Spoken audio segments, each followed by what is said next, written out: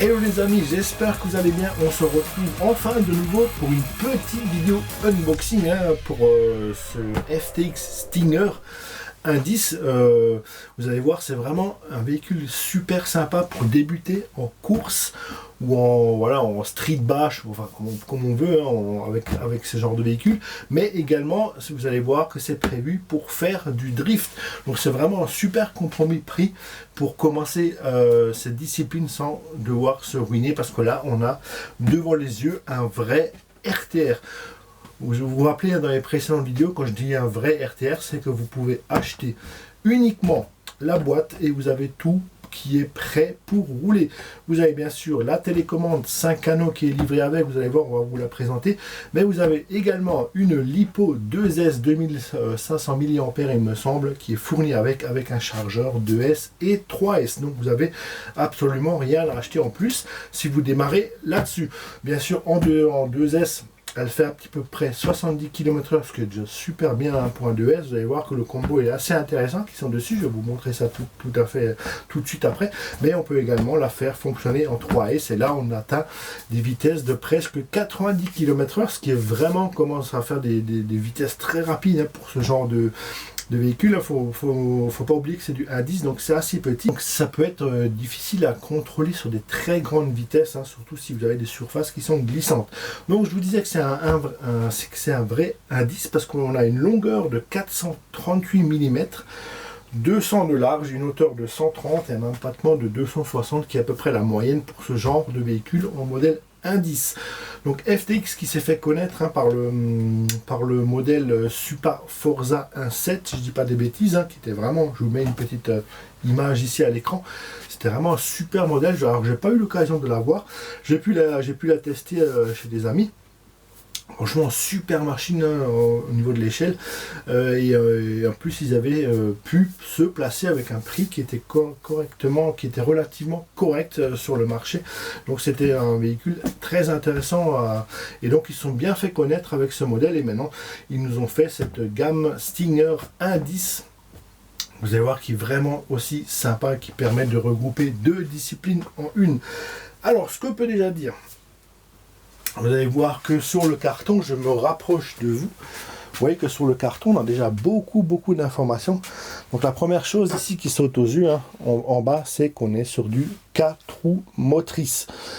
On a de l'électronique brushless, bien sûr, à bord, et on est sur du ready to run à 99%. Pourquoi 99%? Parce qu'il suffit encore de mettre des piles qui ne sont pas fournies dans la télécommande. Alors peut-être qu'ils sont fournis, je vous dis peut-être des conneries, on va voir ça après quand on va ouvrir, mais en tout cas la seule opération c'est encore de rajouter des piles de la télécommande et bien sûr charger la batterie qui doit être en mode stockage, donc elle doit être à 30 ou 40%. Ça permet de faire vite le premier essai, mais pas plus. Il vaut mieux tout de suite la charger à fond. Alors vous voyez que là, franchement, tout de suite ils invoquent, ils montrent bien sur le carton directement tout ce qu'on peut retrouver à bord. Donc voilà, donc, on a ce Ready to Run qui est le vrai RTR comme je disais. On a un système Etronix 5 canaux au niveau de la radio. Alors c'est pas mal, elle ressemble énormément à la Dumbo RC. Vous allez voir qu'il y a les fonctions de base, juste ce qu'il faut, c'est parfait pour débuter, il n'y a aucun souci. Vous allez voir, le châssis, il est vraiment bien, un châssis en plastique, vous savez que moi j'adore, surtout sur les pistes, c'est vraiment idéal parce que c'est léger et c'est robuste. On a deux trains de pneus avec, on a un train de pneus qui est plus souple, qui est plus prévu pour faire de la course ou du street bash, et on a vraiment des pneus slick, plus durs, qui sont prévus pour monter sur ce véhicule, pour faire du drift. On a bien sûr un différentiel avant et un différentiel arrière avec une pignonnerie, avec des pignons en métal. On n'a pas de diff ensemble, mais ça c'est pas un souci parce que très souvent sur des pistes à l'échelle 1.10 on n'a que diff avant et diff arrière, voire des fois un spool encore au milieu, un spool ou un slipper. On est sur un variateur Hobbywing, donc ça c'est plutôt une bonne nouvelle, le 60 ampères, et sur le moteur E-Tronics aussi, hein. E-Tronics, je ne sais pas si c'est des fabricants de moteurs ou si c'est un rebadge. En tout cas, d'après ce que j'ai pu voir sur internet, c'est vraiment pas mal hein, comme électronique. Ils font vraiment des bons combos. Et on a sur un moteur 3652 hein, qui est vraiment classique sur ce genre d'échelle, qui fera très bien l'affaire. Par contre, là, ce qui est pas mal, c'est qu'on a 3300 kV. C'est vraiment intéressant parce qu'on n'est pas non plus trop en kV, donc on a encore pas mal de couples. Et je pense qu'en 3S, ça doit vraiment déménager. Donc on a bien sûr la LiPo 2S que je vous ai dit, 30C 2500 mAh qui est fourni avec, et le chargeur qui peut charger 2S à 3S que je vais vous présenter après. On a aussi le système gyroscopique dessus de stabilité, alors ça c'est assez étonnant pour cette gamme de prix, je trouve que c'est vraiment bien, et également il est désactivable, donc si vous tournez la molette, on vous fera bien sûr des essais après sur le premier branchement, on peut désactiver le système gyroscopique pour ceux qui veulent vraiment rouler avec la voiture brute telle qu'elle doit être sans assistance. Et puis voilà, on a le système, vous allez voir, on a le système pour les chocs à l'avant et pour les chocs à l'arrière. On a des amortisseurs à huile et tout l'ensemble qui est monté sur des roulements à billes. Donc voilà, ça c'est déjà vraiment pas mal, hein. On peut regarder un peu là, on a aussi beaucoup d'informations ici, vous voyez. Donc là, on voit le châssis, hein. On verra bien sûr plus en détail par la suite. Les deux trains de pneus, comme je vous disais, plutôt pour la course et un train de pneus pour le drift. On voit les différentiels ici qui sont démontés avec les pignons, avec tout l'ensemble en métal à l'intérieur. Et on voit aussi là qu'on a en plus dedans les barres stables avant et arrière qui ne sont pas montées d'origine, qui sont vraiment au choix de chacun de les monter, soit que l'arrière que l'avant, ou alors monter les deux ou aucun. C'est vraiment par rapport au comportement qu'on souhaite avoir sur ce véhicule. On peut donc monter ces barres stables qui sont fournies avec. Ça c'est super d'y avoir pensé. Comme ça chacun peut vraiment adapter le véhicule à sa conduite.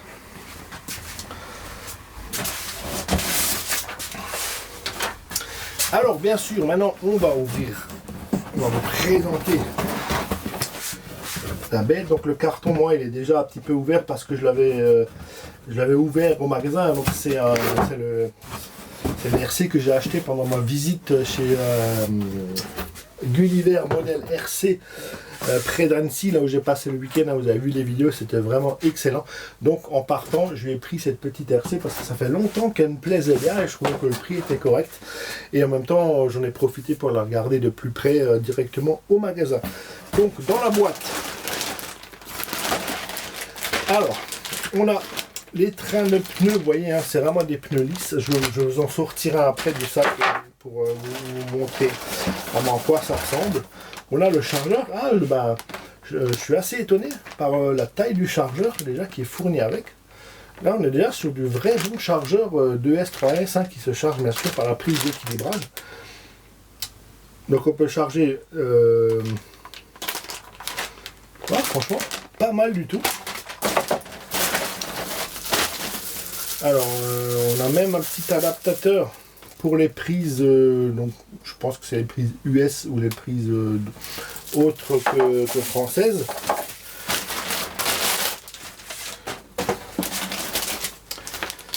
On a bien sûr donc la fameuse radio que je vous parlais avant, hein. Vous voyez, vous la reconnaissez celle-ci, hein. C'est exactement la même qu'on a sur beaucoup de RTR, dont les Rarlo aussi, hein. J'avais ce genre de radio. Voilà. Le seul truc que j'aime pas dessus, c'est que sur le volant, on n'a pas de la mousse, on a du plastique. Voilà, bon ça, pour le prix, il ne faut pas non plus vouloir tout avoir. Mais sinon, c'est une très bonne radio hein, qui fait tout bien, qui fait parfaitement le job. Donc on a sur 5 canaux quand même, hein, donc on peut déjà régler pas mal de trucs. Et là, en dessous, donc on a les réglages de base, hein, que ce soit le trim. On a les réglages de trim de la direction, les trims de gaz. On a le système gyroscopique. On peut activer encore un autre canal et je crois qu'on a aussi un bouton pour régler la puissance de l'appareil, mais ça on verra. Et on a aussi les switches pour commuter, pour changer de sens de direction, que ce soit sur la direction ou que ce soit sur le moteur, hein. Si vous voulez changer le sens de rotation, vous avez aussi les switches. Et on voit qu'on a aussi encore des boutons ici là, donc on verra par la suite à quoi ça sert. Donc plutôt une bonne nouvelle hein, qu'on ait cette télécommande, hormis le volant. Si franchement il mettrait un petit volant en mousse à cette télécommande, ça serait juste excellent. Alors ça c'est vachement sympa aussi. C'est excellent. Donc ils vous fournissent une lipo hein, qui doit être sûrement dans le véhicule. Et là où ils vous donnent aussi un sac à lipo. Donc là vous avez vraiment le super RTR. Vous avez même le sac à lipo pour charger en toute sécurité. Ça c'est super important. J'en connais plein que je vois. Des fois je leur rends visite. Ils sont en train de charger leur lipo comme ça à nu sur leur établi ou dans leur salon. Attention, c'est très dangereux. Si une lipo prend feu, surtout en charge, vous pouvez perdre votre maison. Toujours chargé dans des sacs comme ça. Et ça, franchement, je trouve excellent qu'ils ont pensé à vous mettre un petit sac avec pour mettre la lipo. Alors, donc là, on a ce que je vous disais, hein, donc les petites pièces de rechange. Donc, on a des anneaux. Ça, c'est sûrement pour le réglage des amortisseurs. Voilà, quelques petits trucs de rechange. Et les barres stabilisatrices aussi qui sont là dans le sachet si jamais on veut les monter. Les petites mousses classiques, hein, donc ça c'est pour le bac à lipo. Donc à l'intérieur également, on a cette notice hein, qui est bien complète. Hein. Je viens juste de la feuilleter parce que je ne l'avais pas encore vue. Et effectivement, c'est vraiment sympa. Hein. Ça vous donne vraiment toutes les étapes de la mise en route du véhicule. Voilà, on a même le petit paragraphe pour programmer le variateur. Si vous voulez changer les modes qui sont réglés de base. Donc il vous explique vraiment tout étape par étape, comment le faire en manuel. Bien sûr, on peut le faire aussi avec une carte de programmation. C'est vraiment sympa. Donc c'est pas mieux que les autres, mais c'est pas pire et les explications sont bien aussi. Donc là vous avez les explications pour la radio, commande, et bien sûr l'éclaté voilà pour démonter ou changer toutes les pièces avec bien sûr chaque fois la référence des pièces. Donc ils ont fait un système qui est pas mal aussi, hein, donc il y a chaque fois un numéro avec FTX devant, donc je pense que voilà, en tapant le numéro de la pièce, on devrait facilement le retrouver sur internet, les pièces de rechange. Ça c'est plutôt pas mal aussi. Et maintenant, on va vraiment passer aux choses intéressantes, c'est sortir cette belle petite RC indice.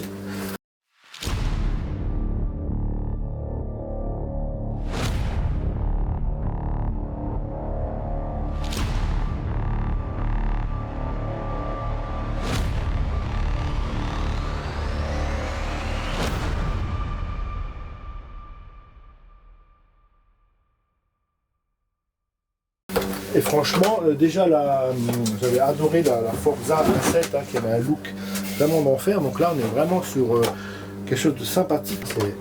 C'est excellent. On va vous faire un petit tour comme ça. Voilà. Le châssis en dessous, donc en plastique. Hein. Et vous voyez qu'au niveau des vitres, hein, on a comme un effet vitre teintée. C'est vraiment super. On voit à l'intérieur. J'adore les petits échappements là qu'ils ont mis sur le diffuseur. Comme ça, à première vue, ça a vraiment l'air d'être bien fabriqué, bien solide. On sent que tout est bien en place. On va bien sûr tout de suite l'ouvrir pour voir un petit peu ce qui se cache à l'intérieur. Donc vous voyez, là, tout est déjà monté, les rétros, l'aileron, il n'y a plus rien à faire. Hein, c'est directement roulable. On a tout le système LED, ouais, ça je sais que je ne vous ai pas parlé, hein. On a vraiment un système assez avancé de LED.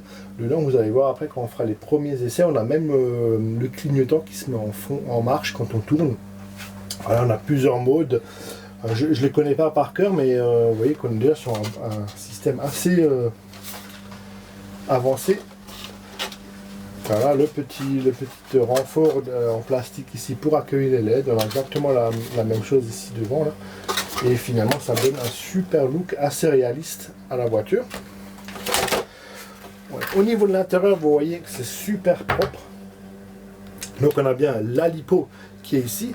Alors, ils se sont donné vraiment du mal pour confiner, je ne sais pas pourquoi, le variateur comme ça dans ce bloc. Bon, je ne sais pas pourquoi vouloir le confiner comme ça à l'intérieur. Bon, après c'est vrai que ça fait propre, ça fait ranger. Donc on est sur de la prise DIN. Et par contre, ce qui est étonnant, c'est que le récepteur, il est comme ça à l'air libre. Alors c'est super pratique quand on veut changer de radio. On a juste à déconnecter, on peut monter une autre radio tout de suite dessus avec un autre récepteur, le bin D. Vous n'avez rien à démonter, tout est accessible ici. Il y a juste un petit peu de double face. Voilà. Donc pourquoi pas, hein, oui, là on a aussi le cerveau de direction ici, 15 kg, hein, ça je ne l'ai pas précisé. Normalement, ça devrait être largement suffisant pour ce type d'échelle. Non, franchement, c'est bien fini, c'est propre. Les plastiques ont vraiment l'air, le plastique des châssis, ça a vraiment l'air d'être de la bonne qualité. C'est pas du simple plastique dur, on voit que c'est du plastique déjà assez étudié. Ils ont fait des alvéoles un petit peu partout pour augmenter la résistance. Et on a aussi le tunnel central pour rigidifier vraiment l'ensemble. Voilà, vous voyez, hein, sur les triangles, on a quand même une belle épaisseur de triangle. Hein, je ne sais pas si on voit, on verra. Par contre, ce qui est vraiment sympathique, et là, bravo à eux, c'est qu'ils nous ont fait le petit système Traxxas.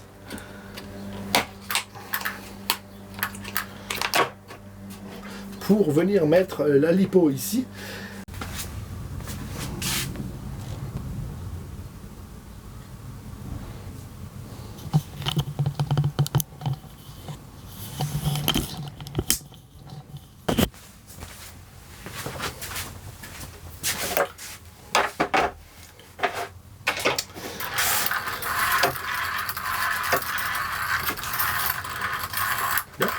Ça a l'air vraiment sympa, il n'y a pas de bruit parasite dedans.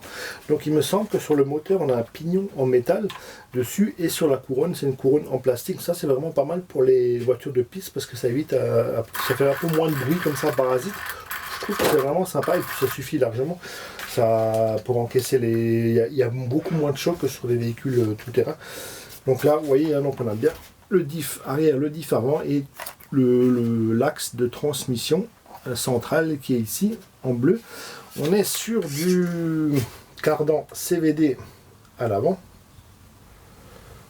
Je sais pas si on le voit bien. Voilà, sinon je vous mettrai une petite image. Donc le moteur, le 3652 3050 kV, un brushless qui est bien positionné ici.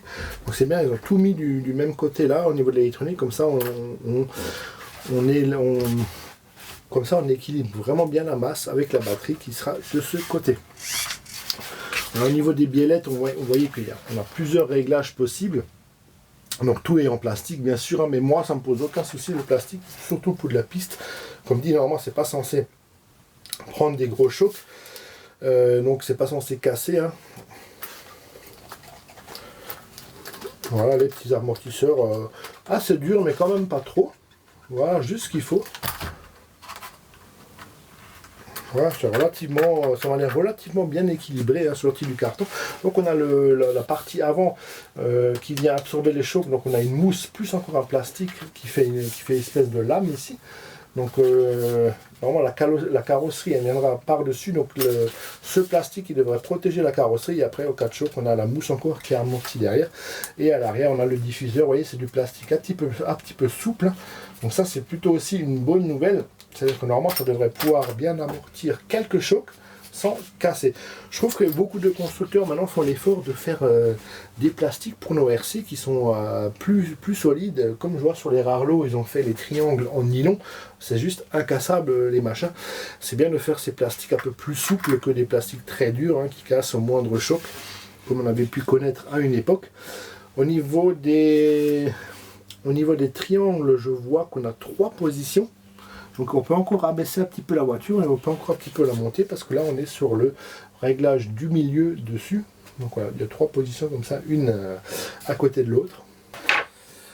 Donc au niveau des pneus d'origine qui sont dessus, donc les pneus piste, vous voyez, on a 2 tailles différentes. Hein. On est plus large à l'arrière et plus fin à l'avant. Ça c'est pas mal pour donner un super look. Et on voit qu'au niveau de la gomme, on est vraiment sur la gomme hyper tendre. Donc là je pense que le grip il doit être exceptionnel. Et là, on a des pneus drift et là... c'est complètement différent, c'est vraiment du plastique dur en fait. Il n'y a pas de mousse, c'est pas moelleux, c'est tout dur. Voilà, c'est vraiment fait. Là, je pense qu'effectivement, on doit pouvoir drifter à fond avec ces pneus. C'est du plastique plat, tout simplement. Et là, on est sur les 4 à la même dimension. Ils ont même poussé le vis en mettant des jantes vraiment typées drift, hein, comme on peut voir sur les concours de drift. Et ouais, c'est du plastique dur. Et je crois qu'on peut les sortir. Ouais, voilà. Vous voyez, si vous voulez les changer, voilà, on peut les sortir tout simplement. Il ne s'est pas collé, il suffit de faire coulisser et vous pouvez remplacer les pneus plastique dur pour le drift si jamais vous les avez usés. Donc ça c'est aussi bien. pour entretenir le véhicule. Donc voilà, on a fait le tour hein, global. Maintenant, je vais essayer de mettre ça en route, comme ça on peut voir aussi les différents systèmes de LED qu'on a dessus. Donc on va brancher la petite lipo 2S. Voilà. Au niveau de la télécommande, effectivement, il faut bien des piles qui ne sont pas fournies, et c'est 4 piles. Et vous voyez, on a le système de connexion aussi qui est accessible. Ça veut dire que potentiellement on peut peut-être mettre une batterie directement dedans, rechargeable, plutôt que d'utiliser les piles. Voilà, les piles sont mises. Donc pour allumer la radiocommande, on appuie ici et c'est parti. On allume ensuite le véhicule. Ici c'est un interrupteur hein, qu'il faut pousser, c'est pas juste un bouton. Voilà. Voilà, au niveau de la direction, ça a l'air d'être correct. Hein. On n'est pas sur un truc ultra rapide, mais ça a l'air de faire très bien le job déjà. Alors, avant de essayer le système de LED, on va juste faire un petit test, comme ça, pour voir si tout fonctionne bien. Donc,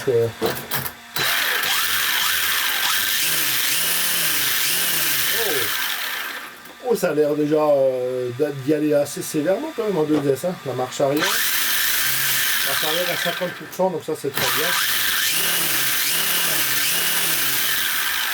Donc on voit que les pneus hein, ils ont tendance à ballonner un petit peu sur le milieu, pas au global, hein, donc pas sur le droit là. Donc normalement ça ne devrait pas trop poser de problème au niveau de la carrosserie, parce que la carrosserie est vraiment très près des pneus. Donc en 3S ça devrait le faire. Tiens, on va juste comparer en 3S la différence comme ça. Si j'arrive à en trouver une. Je sais même pas si elle est chargée.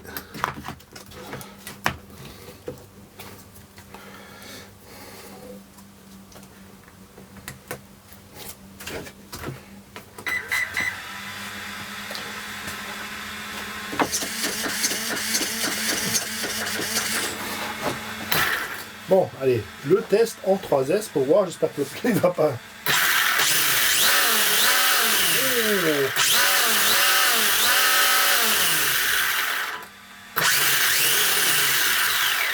Oh la vache, on est limite au niveau du châssis de venir toucher avec le pneu là.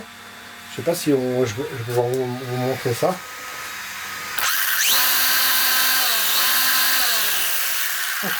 Bon, je pense qu'ils ont quand même étudié leur truc, mais en 3S, ça a l'air sévèrement envoyé.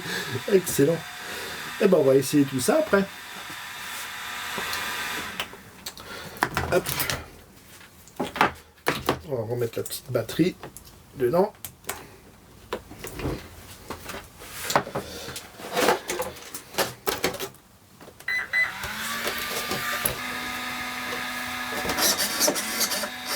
Ah, vous voyez là je viens d'augmenter le bouton qui est juste ici, hein, donc c'est bien le système gyroscopique, donc là il est à fond, et vous voyez que dès qu'on et l'assistance, comment elle réagit, dès qu'on change de trajectoire, donc ça a l'air vraiment de très bien fonctionner. Donc je vais la diminuer un petit peu. Voilà, c'est moins vif et on peut complètement la désactiver. Et vous voyez là, du coup, on n'a plus l'assistance gyroscopique avec. Alors, pour faire fonctionner les LED sur le véhicule, il faut bien sûr brancher le câble ici qui est fourni, vous voyez là, sur la prise du récepteur qui est vraiment prévu à cet effet. Hein. C'est une prise particulière parce qu'on a 5 fils donc pour gérer tout le système. Hein. Donc c'est pour ça aussi, maintenant je viens de comprendre pourquoi le récepteur ils l'ont laissé comme ça à nu. C'est pour pouvoir enlever rapidement le système LED de la carrosserie à la voiture. Parce que c'est vrai que sinon c'est assez compliqué. Par défaut les LED elles sont éteintes et vous avez ici le canal 4, vous l'appuyez et vous allez voir que les LED elles s'allument. Donc vous avez une petite animation devant. Franchement c'est super bien. Et regardez, quand on tourne, vous avez le clignotant qui fonctionne. C'est vraiment excellent. Là je vais le recouper, je vais vous montrer à l'arrière. On a aussi une petite animation à l'arrière. quand on est en route. C'est super sympa. Hein. Alors c'est pas un truc qui est obligatoire, mais je trouve que c'est un truc qui est vraiment super sympa. Ah tiens, j'avais pas vu ici le petit bouchon de réservoir, c'est joliment fait. Voilà, donc la petite animation. Et pareil à l'arrière, hein, donc quand on tourne d'un côté, vous voyez, on a comme le système de clignotement. Excellent. Vous voyez le petit bouchon de réservoir. Ah, franchement, ça a de la gueule. Pour le prix, ils ne sont pas moqués du monde. Le look de la carrosserie est vraiment sympa. Hein.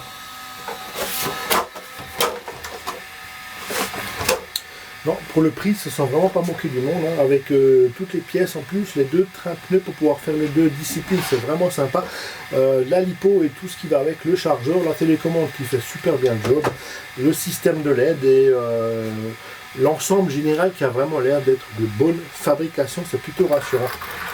On va bien sûr partir après vite faire un petit essai dans la rue et sur une prochaine vidéo on fera bien sûr un essai beaucoup plus détaillé où on fera vraiment du roulage avec les pneus piste, mais on essaiera aussi, on fera un petit parcours de drift avec les pneus spécialement pour le drift.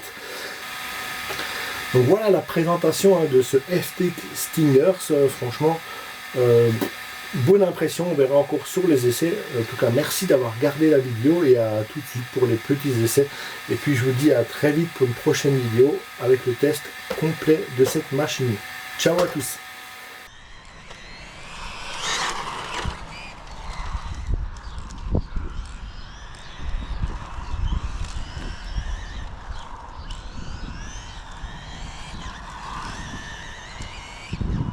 Ah, je me régale. Je suis tout seul là, à rouler avec ma petite FTX, mais je me régale. En même temps, c'est pas mal d'être tout seul les premières fois que vous prenez la machine en main parce que ça vous évite de faire des conneries. Souvent, à plusieurs, on fait des conneries parce qu'on est distrait par les autres voitures. Mais là, franchement, c'est un régal. Le comportement est excellent. Les pneus.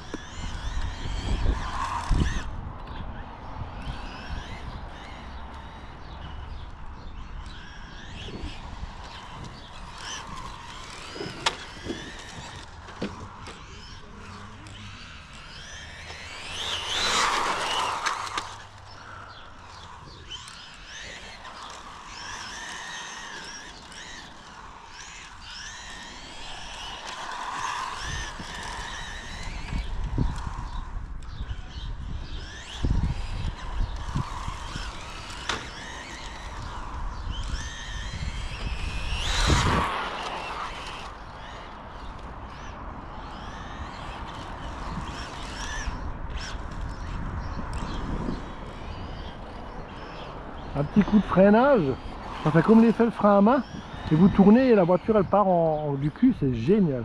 Franchement la sensation de conduite là, vous voyez, elle est vraiment incroyable.